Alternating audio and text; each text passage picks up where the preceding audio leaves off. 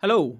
What do you think of the fact that Scotland is now being led by a Muslim, along with, of course, Rishi Sunak as a devout, proud Hindu leading the UK government from 10 Downing Street? What do you think of that? Are you bothered about it? I expect you will be, depending on who you are and from what perspective you're watching this video.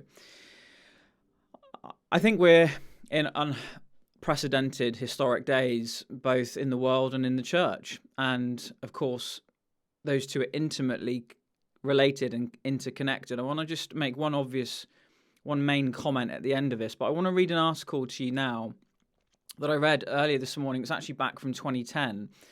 And it poses the question to do with prime ministers and faith. It's called God and the Prime Ministers by somebody called Antonio Weiss. And they just say, given the ease with which political commentators have accepted Alistair Campbell's dictum regarding faith and the Blair government, it is perhaps unsurprising that God made few appearances in accounts of the former Prime Minister's appearance at the Chilcot inquiry into the decision to go to war in Iraq. This was a great missed opportunity. Campbell's edict, made in the fear that the British population can only associate religious faith with the crude stereotype of dogmatic, hand-clapping, right-wing evangelism of Bible Belt America, masks the fact that despite all claims of Britain being an increasingly secularised society, every British Prime Minister since the 60s, the decade which some historians claim secularisation set in with a vengeance, has claimed belief in God. The 60s, of course, 1967 was when abortion was made legal in this wonderful country of Great Britain. So yeah, that follows suit. Secularisation set in with a vengeance. But that these prime ministers, since that time, have claimed this belief in God. As I say, despite the fact that Humza Yusuf is a proud Muslim, apparently, and yet going along with things that Islam teaches against, or Rishi Sunak, a proud Hindu, apparently, even though he is also going against things that his religion would regard as unholy, and Kate Forbes, apparently a proud Free Church Christian, even though she's been in the high office of government with colleagues who are and have been peddling antichrist agendas for years. So the notion of faith and proclaiming belief in God, you'll understand, is a relative term, and they don't mean the same thing as we're about to see, as the faith of Abraham, Isaac, and Jacob. Judeo-Christian faith. Let me just come back to this. Two factors may explain why politicians in Britain have been historically so keen to proclaim their faith. Again, their faith, not the same thing as what most people watching this YouTube channel will understand to be faith. The first is that despite declining religious attendance figures, politicians may feel the need to pay lip service to religion. Indeed, lip service. There is certainly mileage in this point, and it serves to explain why Nick Clegg was so quick to almost apologise for the revelation of his atheism. Isn't it amazing what people will apologise for in order to maintain positions of power? Nick Clegg apologising for his atheism.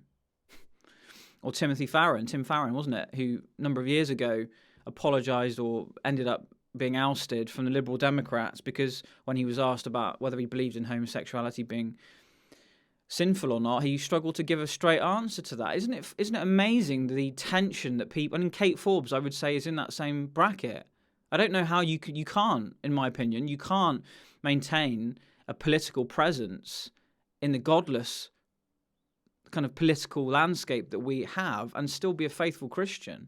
How do you sleep at night?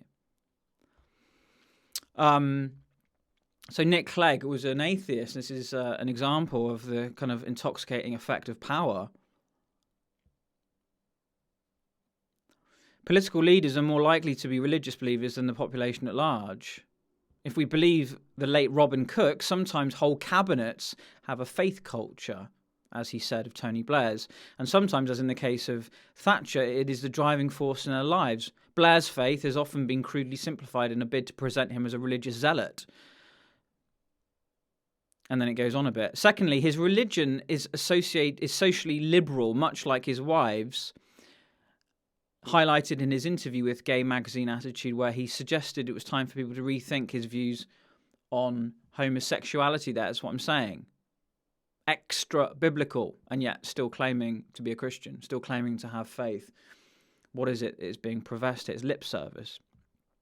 Thirdly, and perhaps most crucial to understanding Tony Blair, his faith provides him with a black and white worldview. As John Burton, his political agent and his Sedgefield constituency for 24 years noted, Blair's foreign policy is an obvious manifestation of he believed strongly at the time that the intervention in Kosovo, Sierra Leone, and Iraq was all part of the Christian battle. Thatcher's faith, on the other hand, was of an Old Testament Pauline doctrine that responsibility lay with individual, not the state. It's very similar that to Anne Widdecombe, who I interviewed a couple of times recently on the podcast. In my opinion, she would have made a great prime minister, very Thatcher-esque in some ways. But in terms of that thing of that the responsibility lay with an individual, not the state, was one of the focuses of our conversation, if you want to listen to that. Though it was little noted, Thatcher often discussed her faith, giving numerous sermons, dropping biblical quotations frequently into interviews, and telling the Today programme in 1987, the fundamental reason for being put on this earth is to improve your character, that you are fit for the next world. Biblical illiteracy, no, it's not. The reason that we're on the planet, the fundamental reason that we're on this earth, is to the praise of his glorious grace. Ephesians 1 and 2. The glory of God is the reason that you and I exist. We exist for the Father. So this is an example of faith that's being professed, but it's actually not biblical faith. It's not correct. So with deep religious conviction. Yet these giants of recent British political history are not alone in their faith. In his official biography, long after any need to pay lip service to belief would seem necessary, Harold Macmillan claimed that, I go to communion as long as I can. I reach for the Bible whenever I can. And listen to the language again, it's very revealing. I reach for the Bible whenever I can. Language often reveals the functional belief of our heart. If we talk about reaching for the Bible whenever we can, it's a convenience, isn't it? I'll reach for the Bible if it's convenient, if I've got time, if my other priorities have been addressed. Wilson has been brought up as a Baptist at university. He joined the evangelical Oxford group, and in 1963 declared, I have religious beliefs and they very much affected my political views. I think a lot of politicians would say that today.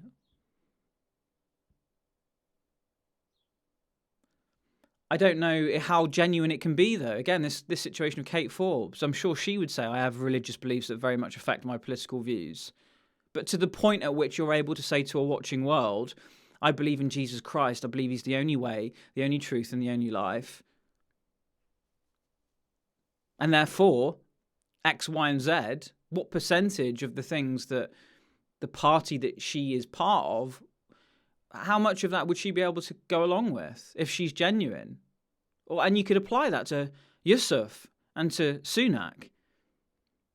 If these people were genuinely people of faith that they say they are, how much of what they go along, it's a contradiction in terms.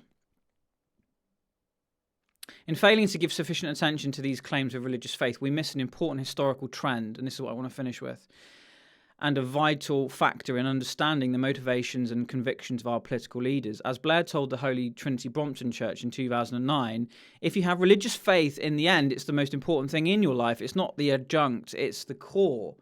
HTB was the church that the Alpha Course emerged from, Holy Trinity Brompton in London. Very seeker-sensitive, don't want to speak about homosexuality, don't want to be clear about those things like any seeker-sensitive church would be.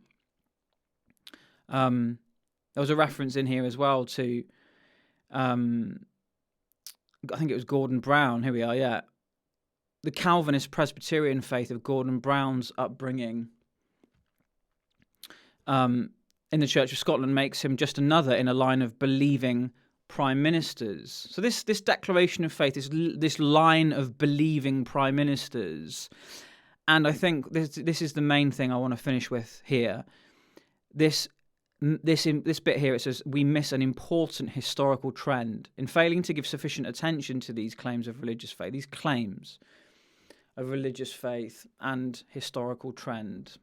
Claims of historical faith and historical trend. is the lip service. And I think John Major in this article, excuse me, I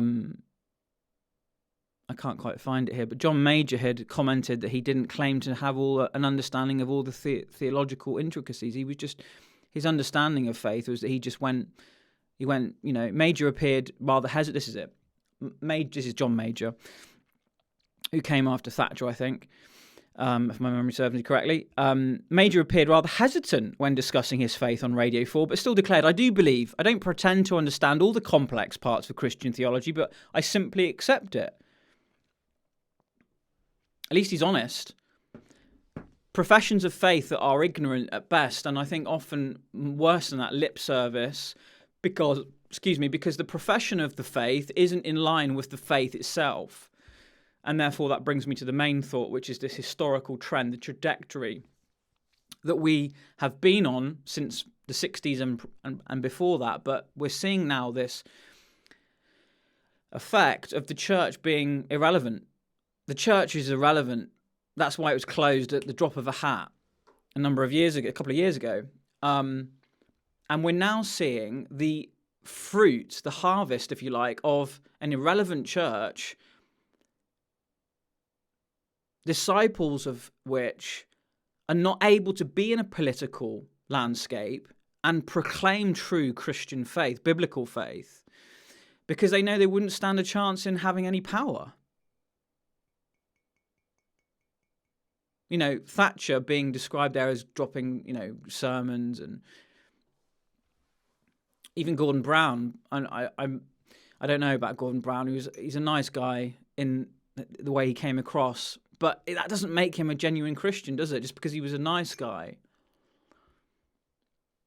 My point is this: I think the mirror is a mirror being held up against the church by seeing Humza Yusuf and Rishi Sunak as a kind of a double team leading Great Britain as a Hindu and a Muslim. It's a mirror being held up against a church that has failed to raise disciples like the Wilberforces of years gone by to be in a political context where they would live and die based on the testimony of Christ. What we're seeing now, I think, is the fruit of decades of lip service to God, their dark spiritual days. And God only knows what's coming from a country that's being led by so-called proud Muslims and proud Hindus and even proud Christians, when a profession of faith is opposed to the testimony of the faith itself.